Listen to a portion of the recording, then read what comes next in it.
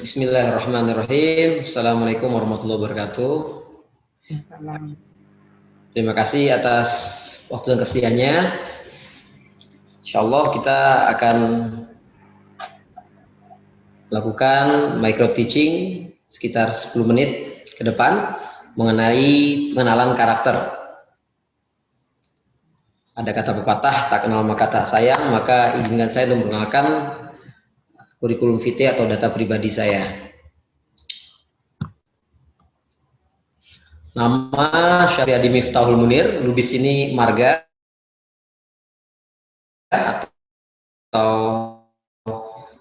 family name, karena memang orang Tara, kemudian married with 3 children. Kebetulan saya menikah dan memiliki 4 anak, anak yang kedua meninggal, jadi yang lahir anak 1, 3, dan 4. Kita lihat, saya tinggal di perumahan Taman Kebun Indah atau Villa Mutiara Gading 3 di Bekasi. Saat ini pengalaman kerja saat ini masih aktif sebagai human capital di PT Brands Energi, dan sebelumnya di Human Capital PT Brands Abipraya Persero, di mana PT Brands Energi adalah salah satunya atau satu-satunya anak perusahaan PT Brands Abipraya yang bergerak di bidang renewable energy. Saat ini juga masih aktif sebagai asesor di LSP, Lembaga Sertifikasi Profesi di Manajemen Sumber Daya Manusia Indonesia. Kemudian juga masih sebagai dosen part-time atau dosen luar biasa istilahnya di program vokasi Universitas Indonesia. Sertifikasinya saat ini telah certified sebagai international trainer dari DSC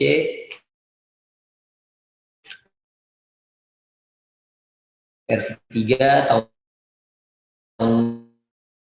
sejak tahun 2015. Baik, sebelumnya kita akan sampaikan safety induction. Kita harus menetapkan untuk prinsip-prinsip K3. Yang pertama, karena kita dalam jarak antara layar yang tegak, lurus, agar tidak ada indikasi ataupun mengenai kesehatan, mengenai kesehatan kita untuk ke depan. Nah, teman-teman yang berada di gedung ini agar perhatikan juga, dan di gedung-gedung yang Anda saat ini berada, mengenai prosedur dini jika terjadi gempa bumi yang bisa dilihat di layar monitor masing-masing, baik untuk dalam ruangan atau di luar ruangan. Dan berikut ini juga ada tanda-tanda yang nantinya akan menjadi perhatian kita jika ada terjadi sesuatu yang tidak diinginkan, misalkan gempa bumi ataupun kebakaran. Dan ini prinsip K3 sesuai dengan Undang-Undang Nomor 1 Tahun 1970. Saya ingin sampaikan dalam 10 menit ke depan ini mengenai tujuan daripada pelatihan ini, karena ini sangat singkat, maka saya ingin sampaikan bahwa di akhir program kita harapkan bahwa Bapak Ibu peserta program ini yang pertama memahami apa itu perilaku, memahami tentang karakter pribadi, dan yang kedua juga memahami dan mampu menjelaskan mengenai berbagai perilaku orang lain yang kita menggunakan, dalam hal ini menggunakan metode DISC. Sebenarnya pemahaman diri sendiri ini merupakan awal daripada pembelajaran. Ada satu panglima perang daripada Cina, Sun Tzu, mengatakan bahwa jika Anda ingin mengetahui atau mengalahkan lawan, maka kenali diri Anda. Kenali diri Anda, maka Anda bisa menguasai sebuah peperangan. Maka asesmen perilaku ini akan membantu kita nanti, atau DISC ini membantu kita dalam pengenalan diri lebih lanjut. Apa itu DISC? Nah, teman-teman mungkin bisa, Bapak Ibu bisa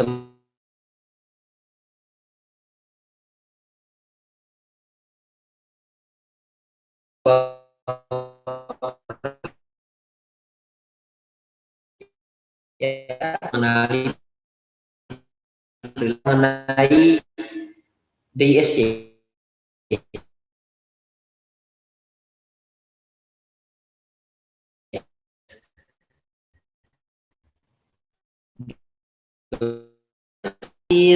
Pembicara, trainer itu posisinya di I.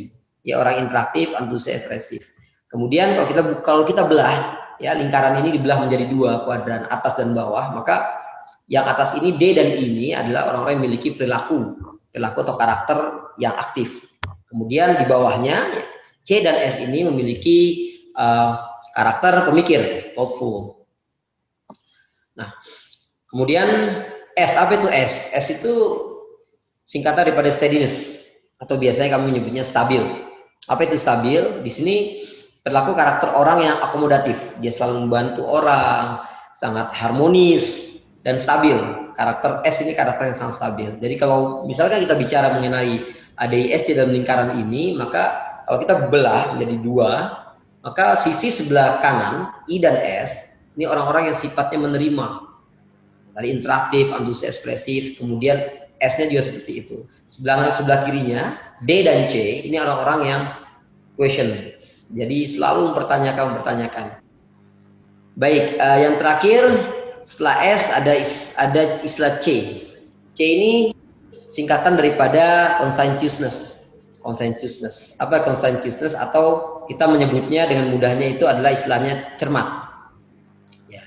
Jadi tipikal orang-orang yang cermat. Apa indikasinya? Itu orang-orang yang seperti ini adalah orang-orang yang pertama dia itu analitis. Jadi orang-orang sepertinya orang-orang yang analitis, kemudian juga orang-orang yang seperti ini orang-orang yang berorientasi pada tugas private penyendiri. Biasanya orang analis yang di belakang meja atau dia bekerja di lab. Ini orang-orang yang seperti engineer, atau kalau misalkan di perusahaan konstruksi atau di perusahaan konsultan itu dia engineer. Dia orang-orang yang analis, dia thinkers, benar-benar pemikir. Nah, ini bisa cocok masuk ke C ini. Maka kalau kita boleh buka dua keadaan tadi, yang atas D ini orang yang aktif dan CS ini pemikir. Maka biasanya jarang bicara orang-orang seperti itu, perilaku dan karakternya orang-orang yang tidak suka banyak bicara. Baik, Tom Peters pernah mengatakan persepsi kita tentang realita adalah problem yang sebenarnya. Jadi ini bicara persepsi. Karena tidak ada realita kecuali realita yang kita persepsikan. Jadi sebenarnya kita membangun persepsi itulah yang realita yang kita laksanakan. Apa yang nyata adalah apa yang dihasilkan oleh persepsi kita. Maka kita lihat sesuatu yang nyata ini adalah sesuatu yang dihasilkan daripada persepsi kita. Ketika kita bicara, waduh, ini sulit sekali untuk bisa berbicara dalam waktu 10 menit. Maka itulah hasil dan realita yang akan terjadi. Kenapa? Karena itu adalah persepsi daripada kita. Dan persepsi itulah yang akan menjadi problem atau masalah yang sebenarnya. Nah, ketika kita melihat, coba kita melihat tentang persepsi. Kalau Anda melihat, kalau Anda posisi Anda di tengah, kemudian Anda perhatikan itu seakan-akan bergerak. Ya, gambar-gambar seperti apa, seperti biji, padi dan sebagainya itu seakan-akan bergerak. Dia seakan bergerak kanan kiri seperti lambaian bendera. Tapi sebenarnya ini tidak bergerak, dia hanya diam. Nah, lantas bagaimana bisa bergerak? Karena persepsi kita. Kita yang menggambarkan seakan-akan bahwasanya biji ini bergerak. Baik, mengenai fokus, saya akan hanya agak cepat mengenai fokus masing-masing daripada tipe ini. Yang pertama dominance tadi, atau kita menyebutnya dengan dominan. Apa itu dominan? Dominan itu biasanya mendapatkan apa yang diinginkan dengan mengatasi tantangan yang ada. Bagaimanapun caranya dia harus mendapatkan itu. Biasanya orang-orang seperti ini tipikal tipe-tipe daripada pemimpin. Ya, tipe-tipe dari pemimpin adalah sifatnya biasanya memiliki dominance. Nah, fokusnya mendapatkan hasil segera. Dia inginnya goal oriented. Hasil, result oriented, bertindak, menerima, membuat keputusan sangat cepat. Kelebihannya apa? Kekuasaan, otoritas, prestis, tantangan, jawaban langsung, memberikan kesempatan bagi orang lain untuk berkembang dengan dapat mengatasi masalah yang lebih luas. Keinginannya, kesempatan untuk maju, kebebasan dari kontrol, banyak aktivitas baru. Inilah tipe-tipe orang yang dominan. Kemudian untuk influence dia mendapatkan apa yang diinginkan dengan cara membujuk orang lain. Ini biasanya tipe-tipe marketing, kemudian host, ya, master seremoni. Dia biasanya orang-orang yang bisa membujuk. Dia bisa cara membujuk. Dia mendapatkan sesuatu itu dengan cara membujuk. Fokusnya melakukan kontak dengan orang lain. Dia bisa membuat kesan yang baik, pandai mengekspresikan diri. Biasanya artis ini tipe-tipenya influence. popularitas, dikenal dari sisi kemampuan, ini keinginannya, kebebasan untuk berekspresi, aktivitas lain di pekerjaan, bebas dari tugas mengontrol dan detail. Nah, ini kebalikan daripada sifat yang C tadi, yang cermat. Melakukan coaching dan counseling, ini orang-orang tipe yang I. Kemudian lingkungan kerja menyenangkan. Kelebihannya juga seperti ini, menciptakan lingkungan, membuat orang lain senang, optimis, berpartisipasi, dan sebagainya. Baik, kemudian kita masuk yang tipe yang ketiga, itu steadiness. Ini waktunya sudah 10 menit lebih. Mendapatkan apa yang diinginkan dengan cara bekerja sama dengan orang lain. Fokusnya sabar. Orang yang steadiness atau stabil, saya nyebutnya stabil, itu adalah orang yang sabar, selalu mengembangkan kepandaian. Dia suka menolong orang lain, jadi jiwa sosial lebih tinggi, konsisten. Kemudian keinginannya apa? Dia mempertahankan status quo, rutinitas, dihargai hasil kerjanya, konflik yang sering mungkin. Dia berusaha. Orang yang memiliki tipe S atau stabil ini, dia berusaha menjaga konflik seminimal mungkin. Apresiasi yang tulus dan diakui dalam kelompoknya. Kelebihannya setia. Orang yang stabil, nah ini bagi bapak ibu yang mungkin belum memiliki pasangan, tapi harus memiliki pasangan. Nah, biasanya harus tahu orang yang stabilnya adalah orang yang setia. Dia pendengar yang baik, menciptakan suasana kerja yang stabil.